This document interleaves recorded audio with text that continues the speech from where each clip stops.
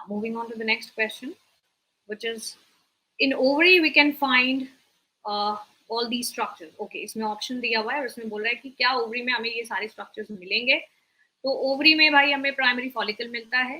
Yes, we have seen that. अभी मैंने आपको स्ट्रक्चर दिखाया था, तो उसमें ओवरी में हमें सारी चीजें मिली थी. So let us just go back. था सेकेंडरी फॉलिकल भी दिखा, टर्शियरी फॉलिकल भी दिखा, देन उसके बाद आपका ग्राफियन फॉलिकल दिखा, ब्लड वेजल्स मैंने आपको ऑलरेडी बता ही दिया था, ये सारे ब्लड वेजल्स हैं. तो ये सारे कॉर्पस ल्यूटियम, कॉर्पस एल्बिकन्स, ये सब सारी चीजें हमें दिखी. Now we can just go back and move on to the question part. So ovary में can we find ovary में can we find primary follicle? Yes. Can we find Graafian follicle? Yes. Blood vessel? Yes. And corpus luteum? Yes. So इसमें आपका option D हो जाएगा, जिसमें 1, 2, 3 and 4 हमें सब मिल